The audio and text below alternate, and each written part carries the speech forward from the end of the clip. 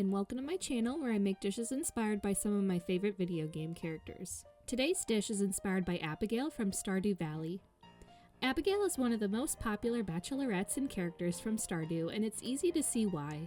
She's very relatable to a lot of us as players due to her interests not being the norm, and she has just a little bit of family drama that some can relate to as well. Well, maybe not the rumors that she could be the wizard's daughter, but just the not feeling fully accepted by your parents part. Her design is adorable with her purple hair and bow in her hair, and her outfit is also so trendy yet comfortable. While I did not choose to romance her, I always had the little feeling that my farmer was best friends with her, since their interests aligned often and we could be seen hanging out with similar villagers. I, like many others, was so confused the first time I gifted her a diamond or rock and she said, "Hey, how'd you know I was hungry? This looks delicious." I ran over to my husband, who romanced her in his own playthrough, and I said, did my game just glitch? She said that a diamond looked delicious."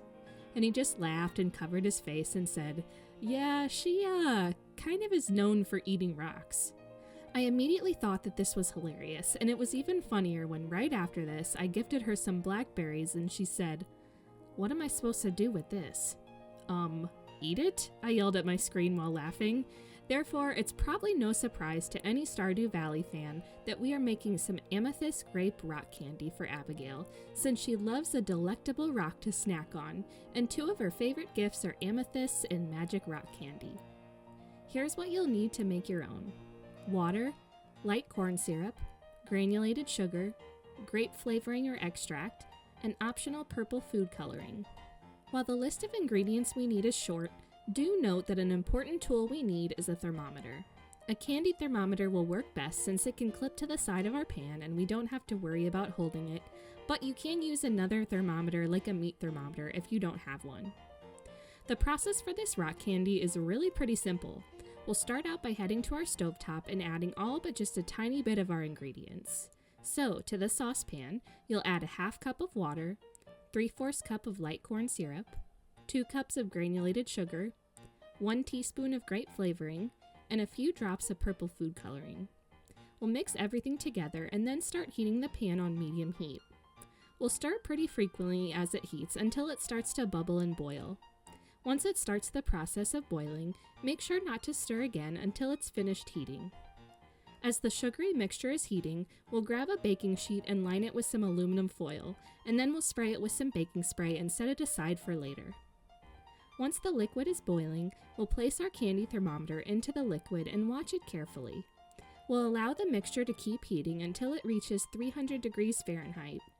We need it to reach at least 300 degrees Fahrenheit, but try not to let it heat much further past this. And again, make sure not to stir at all during this process. You'll see that the liquid is bubbling like a wizard or witch's cauldron, and it's honestly quite mesmerizing to watch. As soon as we're sure that our liquid has reached 300, we'll remove it from the heat and allow it to cool until you see that the bubbles have stopped popping up to the surface. Once these bubbles have stopped, you'll add in 1 more teaspoon of grape flavoring.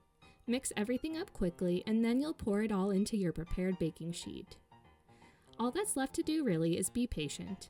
We'll allow the candy to cool in the baking sheet at room temperature until it's fully hardened, which should take around 45 minutes. After 45 minutes, you can use a meat tenderizer, a rolling pin, or a pickaxe to break the candy up into your preferred size for snacking. With that, you're all ready to enjoy. This is such an incredibly easy and fun little treat to make with so many colors and flavors to try. This rock candy is so vibrant in color, and it's so cool to look at with all of its natural and striking shapes.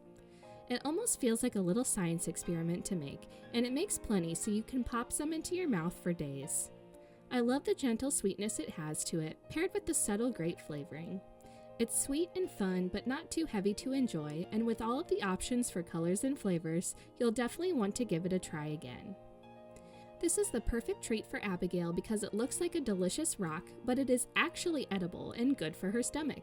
She would love the beautiful color and shine it had to it, and it would feel so beautiful and valuable that she'd want to have it on display in the middle of her room as she ate it over time.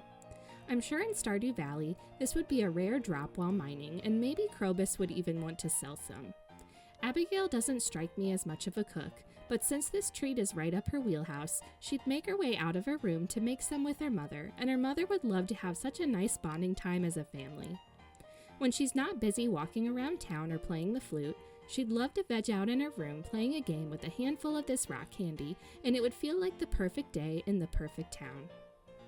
The recipe card is in the video description if you'd like a more quick and concise version to give it a try. Like if you want a bite, subscribe for more geeky treats, and comment what foods Abigail reminds you of. Thanks for following along.